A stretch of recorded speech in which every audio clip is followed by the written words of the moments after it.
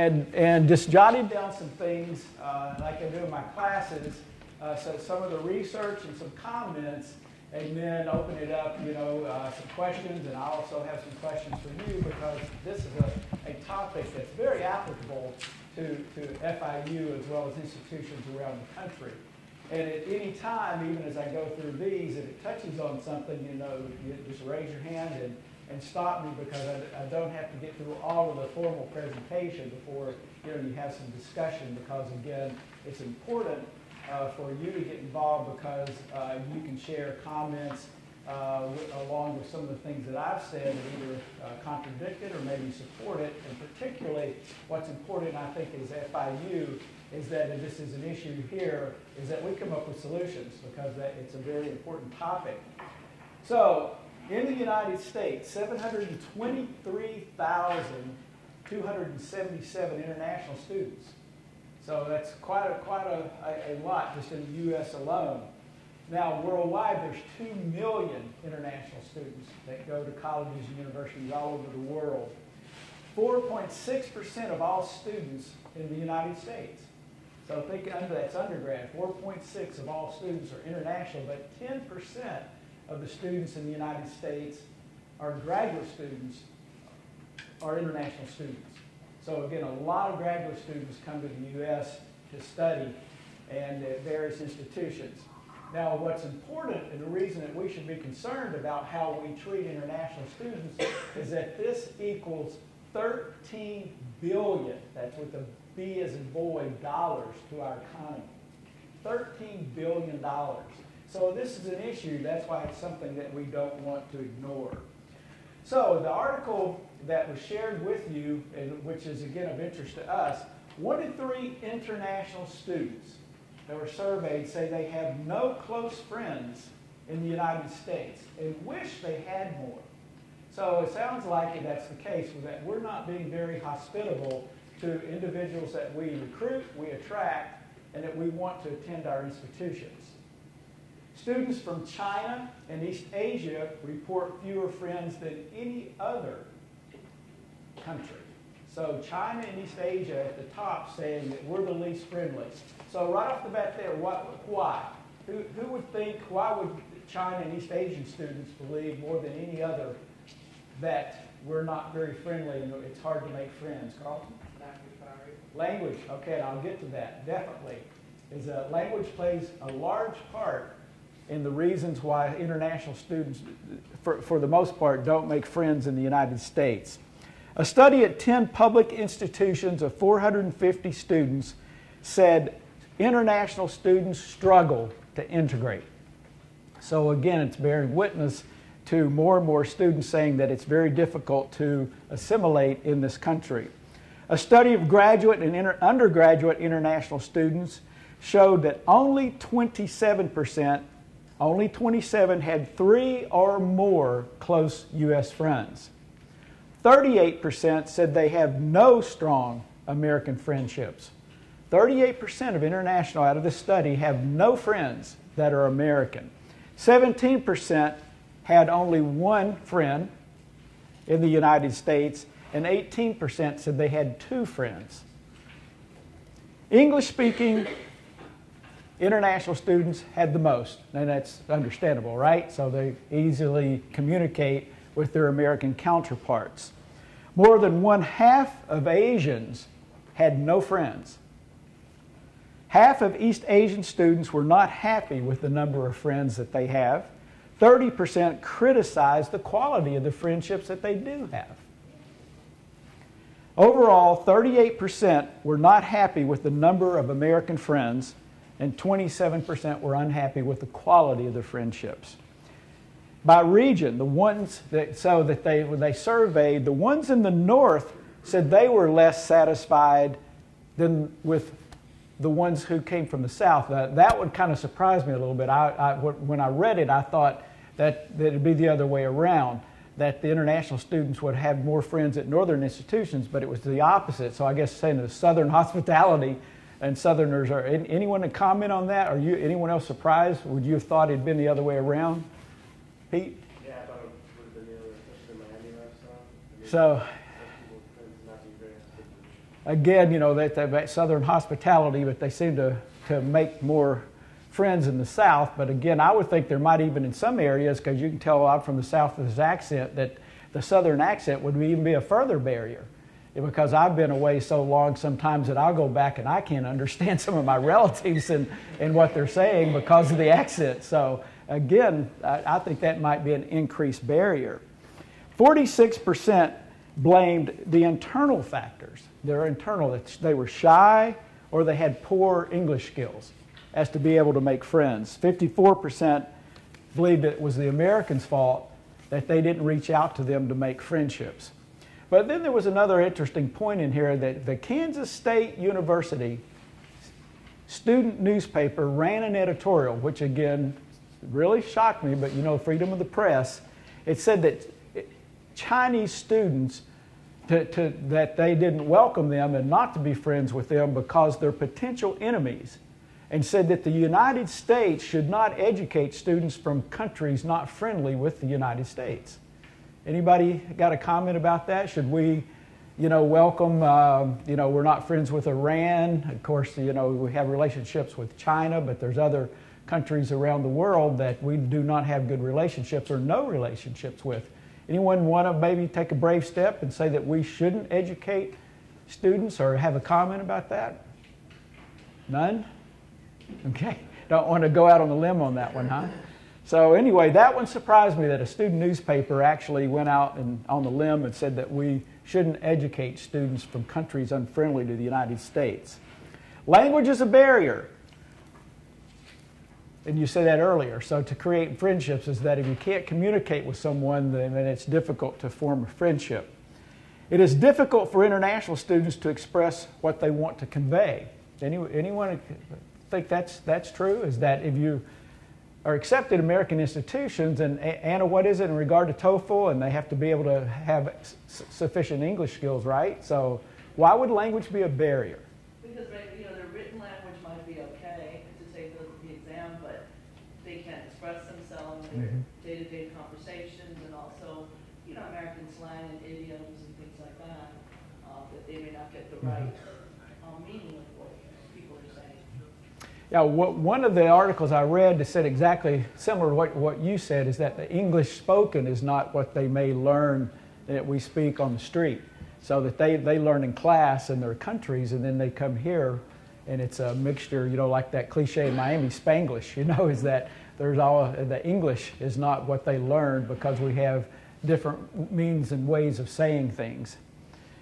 International students, now here's a criticism also to think about that coming from the other side, is international students tend to stick together rather than reach out to U.S. students because most of the U.S. students, are separated from them, so they're not reaching out and want to make friends. In other words, it's being turned around to look at from the other viewpoint. 95% have had little experience, but because they're saying American students have had little experience with other cultures or countries, other than just traveling with their parents. Maybe when they were younger, they might have gone to Europe, but that's vacation. That's not an actual experience like study abroad or student exchange program. So again, they tend to stick together because the U.S. citizens or the students are not familiar with people from other countries and know how to interact because they haven't spent time studying abroad for the most part. New York City has an international house for graduate students that attend colleges and universities, a lot in the New York area, that encourages students from other countries to interact with American students. So they live there, but they develop programs on purpose so that students will integrate and do activities with other students from the various universities. So any thoughts about that in regard to looking at FIU? And again, Dr. Sippen's able to tell us, the outreach that we do here, but I know that there's some universities have an international student house. The University of Memphis has, and like we have a fraternity houses on campus, they have an international house where international students could come and live together. But again, they're only living with other international students, but not with American students. Any thought about what housing role plays? Lynn, our Director of Residential Life, what do you think in regard to, should we have a living learning floor for only international students? Does that work against what we're trying to do? Or how does housing play a role in this topic today? Okay, well, off the top of my head, because I didn't know I was going to be asked this question, I would want to meet with Dr. Siffin to make sure that we were in agreement. But and I met with Rondre earlier today. I like the idea of having different options. Mm-hmm. So having a floor or a house for strictly international students, I think is intriguing, and I think that that could be something to look at. But I also like the idea of having the opportunity to partner international students. I mean, we were reading this together saying this is very sad to us, that international students feel like they don't have close friendships. So are there things that we can do within the floors using our peer leaders and our Res Life coordinators and such to help students to have these close relationships? So I don't know that you have to separate, but I think giving options so that students can choose the type of floor that they want to be a part of. So I would love to explore both and other options and hear from international students what they think. Would they want to live in a community with other international students, or do they like the idea of being paired up with American students? So I'm open to the discussion. What if it were all students, though, from one country and requested an entire floor? Yeah, that would be harder because I think that we want them to have different experiences and opportunities, and I think if we were to isolate them, that's what comes to mind for me when you say just putting one country together, that they might feel very isolated and not connected to everything else that we're doing. But again, I would be open to talking to students to find out, because there may be some real value that I think I just talked with someone recently about some of our athletes really want to just live with each other. They don't want to have exposure to other groups. And they were explaining to me, I really went into the conversation thinking that it wasn't very positive, that they should get to know other students and have more exposure and be open to different ideas and things. But they explained to me that it's like being at home. It's feeling that they would be more successful here if they could be just in their living environment with each other, but then go to class with others, go to the dining hall with others, participate in activities with others, but in their living community, they just want to be with each other, that it would help them. They told me to thrive academically, that they really believed that it would be better for their overall development. So I listened to that, and I think it could be a similar parallel. So I'm open. Yeah, good. Good. Now, again, Carlton knew I was going to call on him today because I think he's kind of the exception and has the other, viewpoint in it. I know you had a comment on what Lynn was going to say, but Carlton, international student, a grad student, and I know has been involved in student government. He's in a fraternity, and so the thing in making friends. So maybe your comment, and it was on housing, but also in just the topic itself and how you got involved and assimilated, and maybe are the exception to this.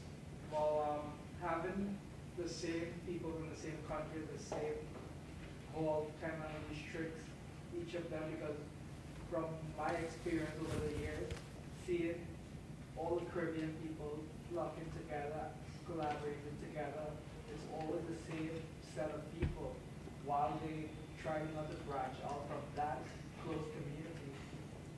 For me, for instance, I was in that community, I was in both communities, the American community and the Caribbean community. So I branched out and saw additional activities, additional possibilities to grow as an individual. So I never lived on housing, so that differentiated me from actually the ones that live on housing currently. It gives me additional possibilities to branch out other than that from people from Trinidad or people from Jamaica, from the Caribbean as a whole. And I saw it as great opportunities to learn from other culture. As for Carlton mentioned, I mean, from my own experience, when I studied in Italy, it was an island program. I think that's the terminology they use. And you go to school with the Americans, you live with the Americans. It was very difficult to branch out and meet Italian students and other folks at the university versus when I was in Mexico, the program, we lived with the students, from Mexico that were at the university, and it was a lot easier to form relationships and be involved in different programs, invited to different things. So I mean, I completely support the idea of mixing them in with, the American or wherever country we bring in. So. Yeah, George, do you have a comment? Yeah, George? Yeah.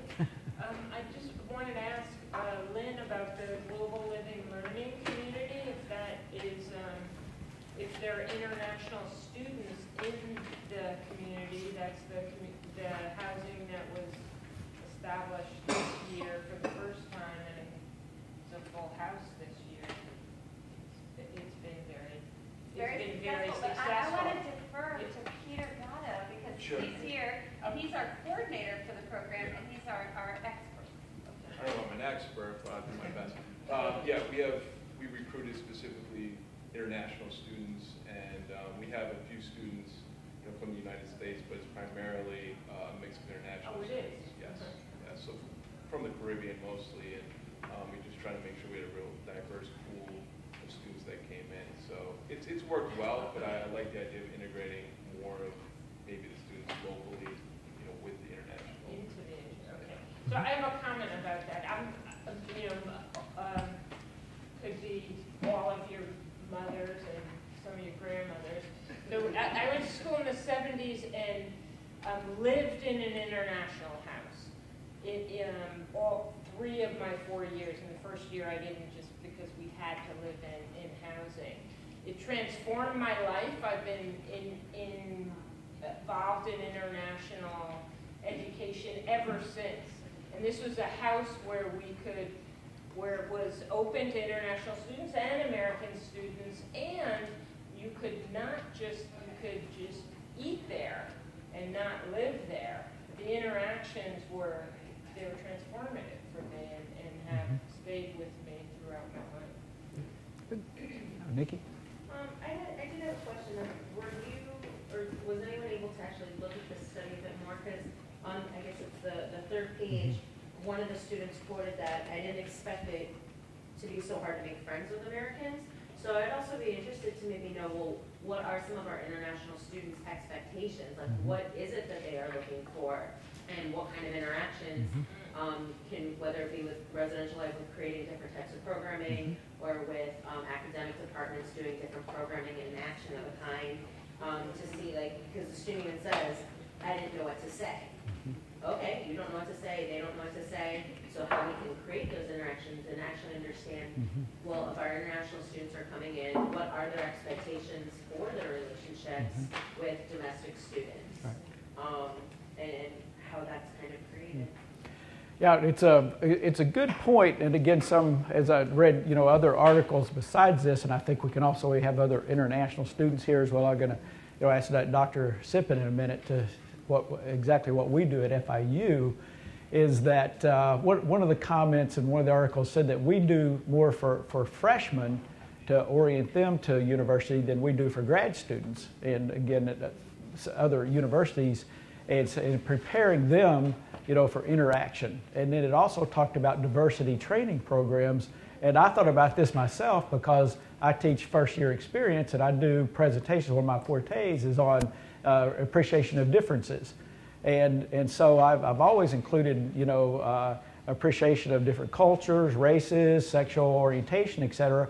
But I've never talked about international students in that, and it made me think I'm going to add that in the future, is that working with international students from other countries and making them feel welcome, that's also appreciation of differences, because we are different than many of our international students. So it was talked about, what do we do in regard to educating our students? It could be American or, not American students. Of course, they would be international, but they could be resident students and not be international, but be from other countries. Is that what are we doing to say that we have this large, population? What's our enrollment this fall of international students? And you told me, how many? 2,500. So 2,500, and I heard it's like 125 different countries, right? And many, of course, are English speaking.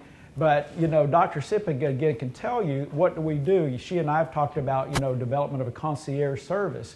Now, the Chinese students at FIU, some of them, they'll go to the airport and they'll meet the Chinese students and they'll drive them to campus and they stay in a close community.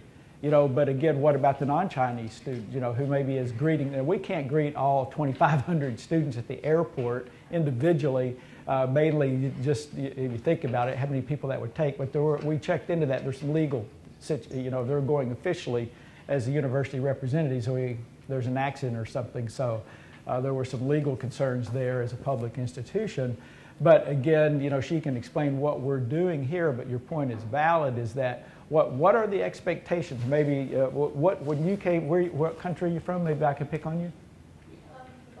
Bahamas. Okay, what were your expectations coming here in regard to making friends in the United States at FIU? Maybe you can, I don't know if they can hear you back there. I don't really know how to explain my expectations, but I feel like it's hard for me because I don't live on campus. Mm-hmm. So maybe I expect if I lived on campus, it'd be a lot easier to interact with other people, like I have roommates and stuff like that, but I think that's Mm-hmm. And have you made, you know, American friends, or what's your thoughts on this article? a few. Yeah. Yeah. Mm-hmm. Okay, and also you're international as well, right? Yeah. Mm-hmm. Oh, somebody was. Okay. Yeah. Well, I live on campus. I would say like it can be good and it can be bad when you get put with like mixture of students based on like the different like cultural background or like values, norms, stuff like that. It can cause conflict, but it still can be positive in a sense. So it's like 50-50 when you get put with like people from like a different background or whatever. So it can be positive and it still can be negative. All right, let's. And I want to solicit, you know, some more, you know, comments and questions as we move along, and again get some feedback on our FIU efforts. So the benefits I talked about, you know, that large amount of money, it's $13 billion to the U.S. economy. It also increases the diversity of our student population. Now, FIU is the third largest majority minority institution in the United States. And so we maybe don't appreciate what we have if we've thought about that because we're so used to it. But what we've accomplished, it might surprise you that the majority of institutions in the country have as a goal. When you talk about the mission of the universities all over the United States, and then what are their goals, it is to increase their diversity. And again, part of that is international students. And so I think, you know, we have to think about that, you know, when we're doing our programs and providing services. It also adds new perspectives to the classroom, to classroom conversations. So again, think about that. You're sitting in some of your classes. It could be, what about a religion class or philosophy class? Or, you know, in any type of maybe class in which there's a discussion, you know, about historical perspectives, et cetera, and you've got international students, maybe that their families had been affected by something that occurred, and that they're able to add that personal perspective, whereas someone else, you know, if it's a class of just all American students, maybe that experience might not be there unless they can speak like on behalf of a grandparent or a relative. And it also brings knowledge and skills in the many fields that we have that perhaps aren't unique to our culture or to that specific institution. They add in intellectual capital, and they return home to do goodwill and add affinity.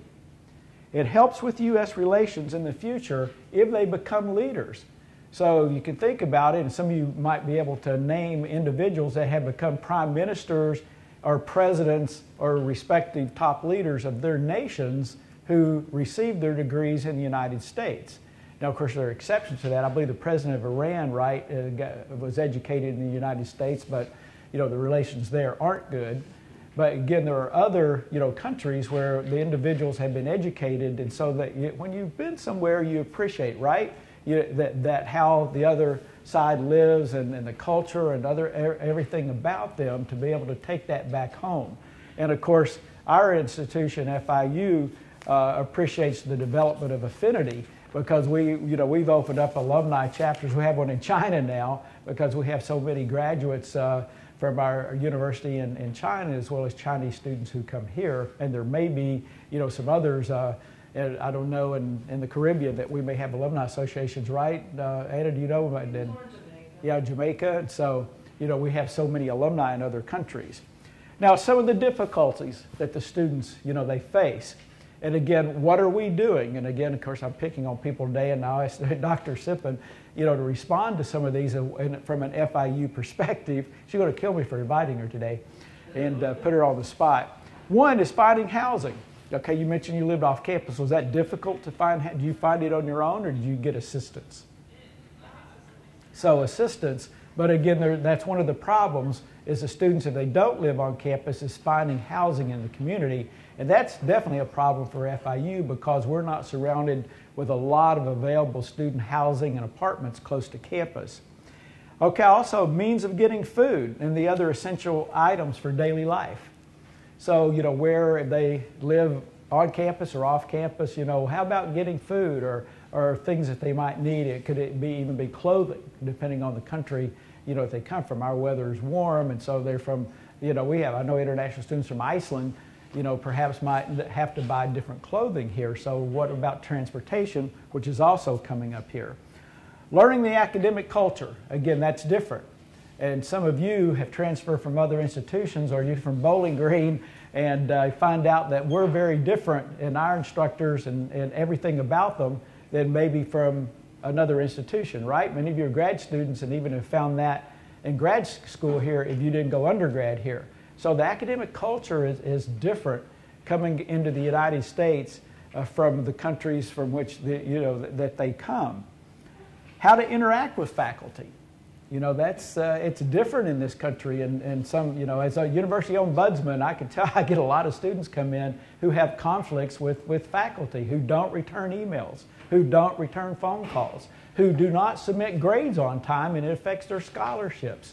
So you're from an international student, in English is not your first language, and I actually dealt with a student, this is fall, so in the spring semester, from Germany, who had to graduate, but an instructor never turned in his grade. And it became a problem. And then I talked to Dr. Sippen and said, we need this grade reported so he can finish FIU, graduate, and return home, or he would have been out of status, right, Anna? So it was a problem, well, maybe for a while or later, but he just wanted to graduate. And here we have an instructor who did not meet the deadline to turn in grades. So again, international students have to learn to deal with those particular idiosyncrasies. Also, different styles of teaching. Undoubtedly, maybe in some countries, there's a different reverence maybe for faculty and professors than there is in the United States. And some places, and I had a student issue a complaint that her instructor didn't allow questions in class. Now to me, that's just unbelievable. One, I thought maybe I was dreaming this. This is academics, this is education. And a teacher wouldn't allow students to ask questions, said that, well, it interfered with his teaching and everything. So we had to talk to the chair and get that corrected so that students could ask questions. Making new friends and developing a new social support network is very important. Climate, food, and customs. I dealt actually with a situation in the apartments, an international student, cooking foods from a particular country that a roommate didn't like the smell, etc. It turned into a roommate conflict. Again, our customs versus customs maybe of someone else, and maybe the types of food or things that they would cook that someone may find offensive. A true case, FIU, in which we got involved. Discrimination. And undoubtedly, this country has not eradicated discrimination in all parts of the country, depending on the institution or area of the country. And so international students may find they'll go to a college or university and go shopping and maybe have something said to them. I know that I've had students, when I do my presentation on appreciation of differences, tell me and ask them about their experiences of leaving Miami and maybe going, to the South or other places, and it's been amazing some of the things that have been said to them. And again, they're American citizens. It's just maybe they don't speak English well, or it's not their first language, and things that have been said to them are actually amazing, or particularly different races or culture and things that people may say depending on the area in which they visit. Number one, of course, I don't know if there's any number one, but homesick. Some of you that I even know here in the room right now are not only from out, of the country, but you're from another state. And so think about that. You're close to family. And I think Lynn and her staff could tell us that rarely and when we open in the fall semester, does a student not the first week go home? Homesick. No other reason, but they're homesick. And some are from Miami. And if they've never been away even from home in Miami, and they'll call mom or dad or a relative to come over and pick them up. So, and I've talked to these students too. They've never been away from home. And so think about being from a country 10,000 miles away and you go home one time a year, and that's at the end of the school year. So homesickness is a problem. Financial becomes an issue, and I deal with a lot of cases with financial, and Dr. Sippen and I have talked already this fall semester with countries that won't release the money. That again, not very friendly to the U.S. Maybe it could be Iran, it could be Venezuela, where the government has to release the money. So that becomes an issue with finances. And again, remember, they're not eligible for American financial aid. So that is a problem. Also, dealing with getting a Social Security number and driver's license. That's hard sometimes for American citizens, to go and get a driver's license and a Social Security number, much less be from another country and maybe trying to get a driver's license to drive in the United States. Registering for classes. Some of them go 4 years here, maybe 5 or longer. Never any problems, right? Registering online. But again, from another country when it's different, because maybe they just didn't read everything they were sent. I find that sometimes. Not only international, but some of our students don't read everything. And Dr. Sippen could tell you that we had a student one time show up with her dog. And so, we don't allow pets. And in some countries, housing is included in tuition. We've had students from other countries show up at FIU expecting a room. And again, we're full and we don't have any more spaces, but they thought it was included in tuition. So again, they face these barriers when they arrive in the United States. Social support and social connectedness are important. So that is why most choose to remain close to students from their same country. So it's just easier than try, to break down the barrier and make new friends. So again, some of the article's solutions, I mentioned earlier, a concierge committee to welcome, to orient international students and engage them. We need to do more than just concentrate on their academic needs, right? That we're concerned about advising them on how to take classes and get started at FIU. And again, I know that we do more, but I should probably not say FIU, but in this country, about their academic needs. But what about beyond that? We need to address, again, what the topic is about so that they're welcome to our institutions and welcome to our country. Cross-cultural mentoring is another one. Use upper-class racial or ethnic minority students with students from the same identity, and so that they can relate and talk to each other about the problems that the international students might be having.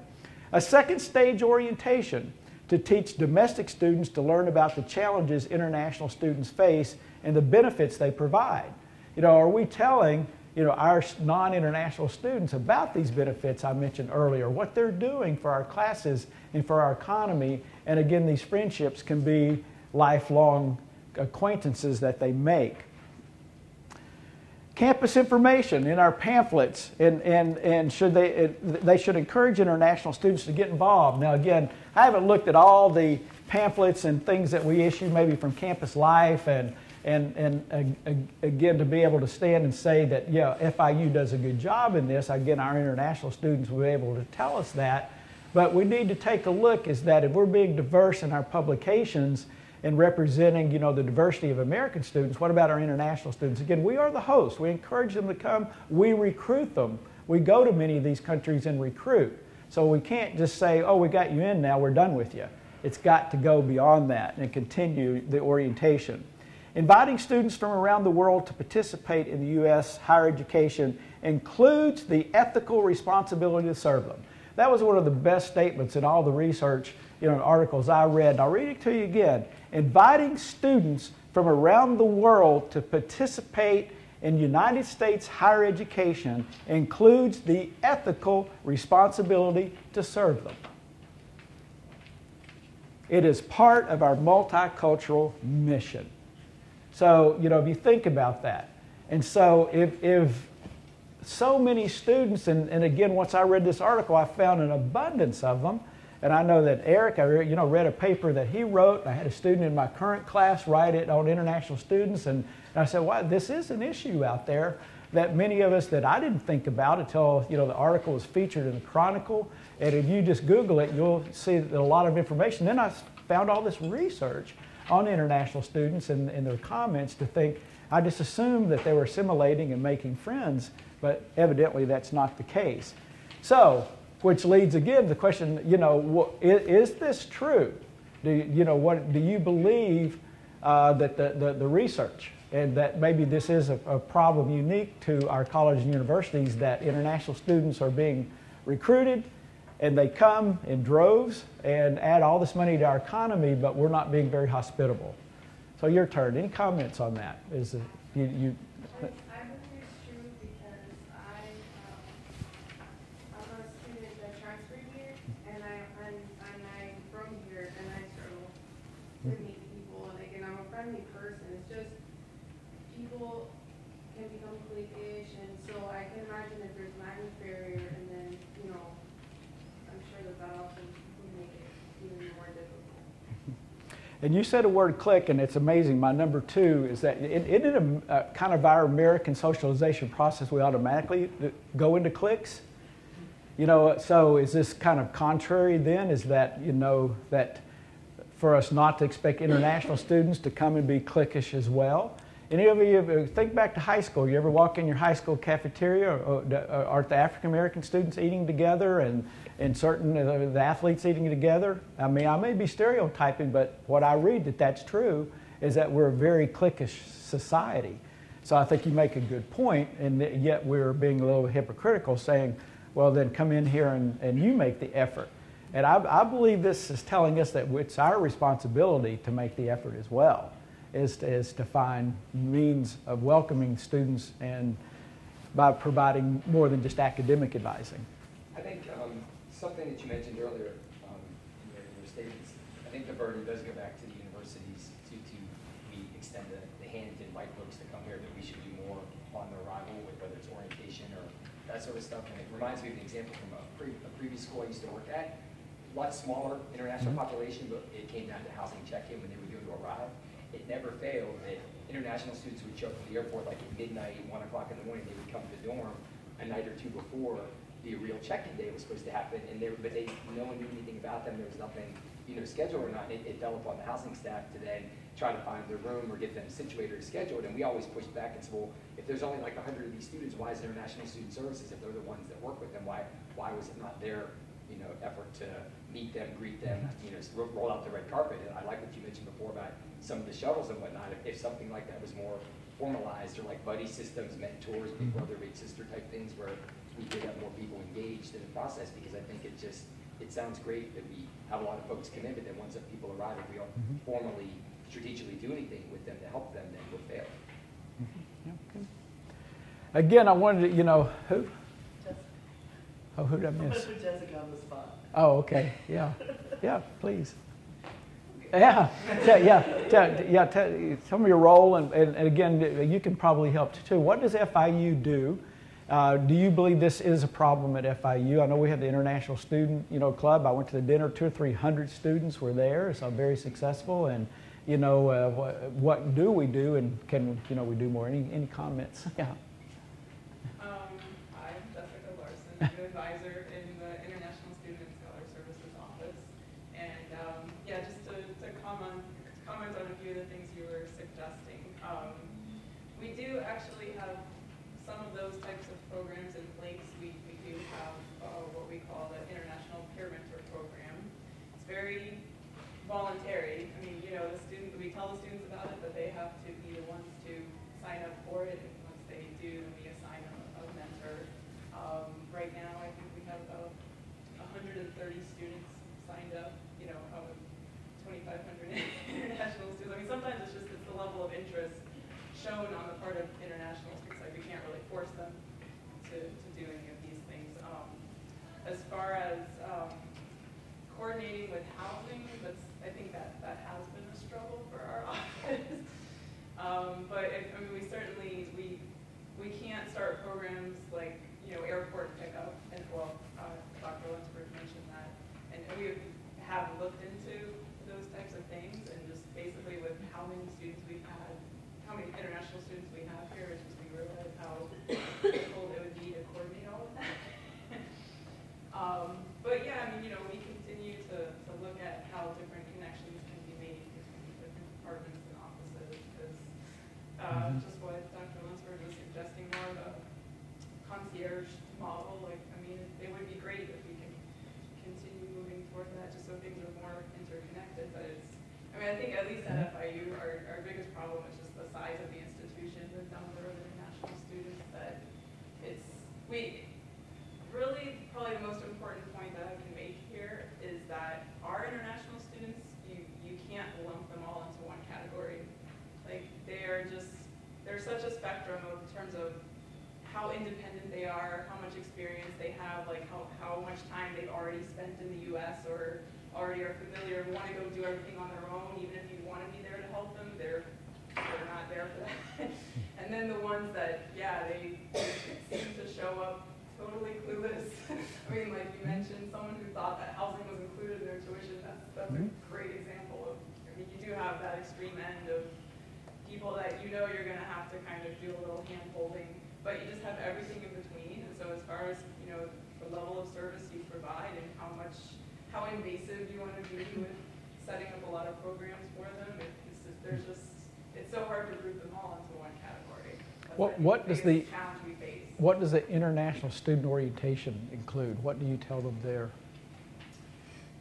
Well, our orientation, it's actually only one day. There are some schools that have like a week-long orientation for international students, but our students, again, like they're just so varied that to expect them to come like a whole week early and go through a week of orientation, like ones that are not even going to end up living on campus and they're already off at South Beach doing their own thing. You know, we just can't really expect them to be there for more time than a one-day orientation. But we mainly go over immigration regulations that are, you know, specifically applicable to international students. We do talk about academic culture, like you spoke about, how do you interact with faculty and, you know, certain parts of American culture that in the classroom in particular that might be different for them.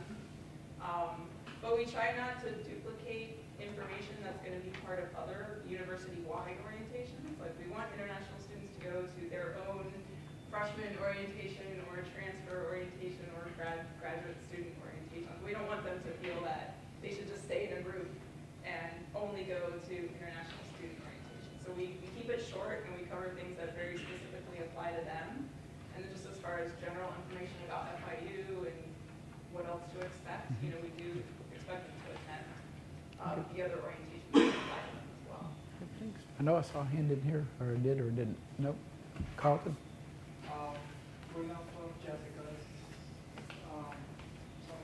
Jessica's point, I believe it takes efforts on both sides, from the school side and the international student side, to help assimilate into the community and also break that cultural barrier that international students face. So. Good. Any other comments? Pete? I mean, I feel like I used to work at a place where they did have international just housing, and it worked well because it wasn't just, you know, from us, just from like one specific other outside country. It was all outside countries had the option of living there, and they could also assimilate into American lifestyles. I had a roommate that was from Australia and one that was from Korea, and at the end of the day, you can do a lot of programs, but it does also fall upon the individual. Us being the host country, Americans, we have to go out of our way to extend the hand of hospitality, because everyone, I've heard it countless times where people are like, oh, I have this Japanese roommate, I have this roommate from the Bahamas, that's weird, but not necessarily weird, is that they live life in a different way than us Americans do. And it's a better way to do it would be for us to I feel we do it now is to educate everybody so that they understand their lifestyle isn't our lifestyle. So you gotta understand that, and once we understand that, we appreciate it a little bit more, and then in turn we culture ourselves as well as culturing those who come into contact. So going along with what you just said, is basically implementing more cross-cultural courses into the curriculum so we can be better prepared as global citizens and welcome these international students to our A question in that regard. How many of you know in your courses if they're international students in your courses? Just a show of hands if you know if they're international students in your courses.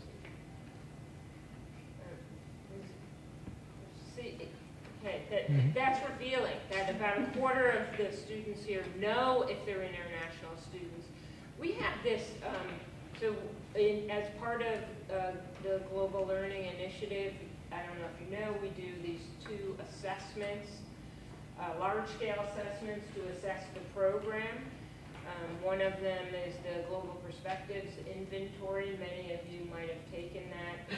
And another is a case response assessment. We have this hunch now, after having done this assessment for a couple of years, that out-of-state students we should be considering in terms of the assessments as international students. And I wonder if you have any thoughts on that. That we should have a variable for out-of-state students that would be as important as the variable for international students in terms of multicultural, intercultural knowledge and skills. Any thoughts on that? At the end of the day, I think that is a good idea. As far as what you want to do with young people, I think because out of country cultures are so much different, and maybe not on a wider scale, but sometimes it's easier for Americans let's say from Alabama or California trying to find their way what's up, because it's at the end of the day we're all American. But when it's somebody from another country, it's a lot. That's really good for both students people. Other thoughts? I think it would be nice because I'm also an out-of-state student, and coming here was a big cultural shock. I went to as an undergrad, I went to a very small school, and then coming here as a grad student, I was really impressed by the enormity of the institution, the fact that it's basically a commuter campus. More than half of the students here live on campus, so it's just they come, they go, and they don't really want to build relationships. And that was very hard for me because coming from a small school, that's what I did. I socialized with my classmates. When I was in the classroom, I was socializing with my classmates where I was studying. But here it was just very different to make that count. I think it's a great idea. I'm an out-of-state student as well. And everything for me, I got accepted a couple of days before courses actually started. And to me, everything was just so fast and so, the transition wasn't, 1 to 3 maybe. Yeah, I think, I was just mentioning to my colleague that Miami is just so unique. The culture is so dominant. Right. So I think a place like this, it might make sense, but if I'm in Cleveland, which I am, I would go to Chicago, for example. If you were in Chicago. If I was going to school in Chicago, and I'm from Cleveland, I don't think it's going to be such a dramatic difference in terms of, the culture. Right, but just the thought that combined with the, you don't know if they're international students here, because we're all international. There's so many FIU students are bicultural, that it might make just as much of a difference if you're from another state than if you're from another country. On that note, I'd like to ask some of the students who said they do know when there's international students in their class, how do you know? Because since so many students are international culturally, how can you tell that they're actually recently from another country just to go to school? Is that discussed in class, or is it based on appearance, or like why did you indicate yes to that? Pete? How do you know, Pete? It's a little bit of both. Sometimes it's evident through appearance, and then sometimes through, let's say, group projects where the teacher pairs you up with the students. You can, based by the language barrier, the difficulty speaking English, the accent, they could speak English very well and have an accent, or the different views they present. I mean, it could come up just through simple conversation of you actually trying to be their friend instead of just their colleague. So there's a variety of ways, but it comes initially through that direct contact. Very few times can you judge by the appearance. Thank you. I think as well, everyone asks where you're from, or like, what are you? I think that's really common in Miami, like, well, what's your heritage, basically. I get asked that like daily, and so I think it's really common to ask other people that, and just to be interested in that aspect, because it is such like a cultural melting pot here. Yes, ma'am. I have to agree with her, like, when, like, I speak to people, like, they have my accent, so, like, everyone is like, where are you from? And when I say, like, the Virgin Islands, they're like, oh my god, you're from the islands, like, they have the accent, so most of the times, if they already speak, even if you just ask like a question in class, they can automatically know that, okay, you're not, like, from America. They asked me the same thing. So I say England. So, all right. Well, I know that our time is expired, and I think one comment though for us to think about is in another study, international students do not go to the campus counseling center. They do not feel comfortable going to the counseling center. So we need to think about that. If they have all these things I cited, and the reason. Again, counseling has a stigma, that if I'm going to counseling because of the name, there's something wrong with me, which is not the case. That you just want to go and talk over a situation. I mean, they actually, on our campus, do financial counseling, and help students develop budgets. And so that's not a good thing if they don't go and talk to someone if they're encountering any of these situations, which again, if we're aware of that, again, as the host and to our guests from other countries, is that we do open up and develop, a means of addressing needs beyond just, again, as I mentioned, the academic needs. Yeah, I just wanted to mention this thing with counseling. The Counseling Center actually has initiated, and it's been successful so far, an international circle where students can meet, like, with one of the psychologists. They're meeting mostly in our office, and it's more of an informal thing where they can just talk about issues and then kind of open up the door if they want to go further, and at least they meet a psychologist, and they feel more open to doing that. So that's something that was started this semester, and it seems to be going. It has been tried millions of times, and it never worked. Yeah. But this year it did. So we'll see. Good. Glad to hear that. Any other comment? I don't want to leave anyone without anything said on the floor. So I've been pleased with your participation as I opened it up, said active learning. And again, I learned from some of you, and you learned from each other in exchange of information. Again, I'm not the expert here, but just sharing some research with you. So one, I appreciate your interaction, and I appreciate your attendance. And I guess Hillary or Eric, I'll turn it back over to you. But thank you, all of you. I really appreciate it.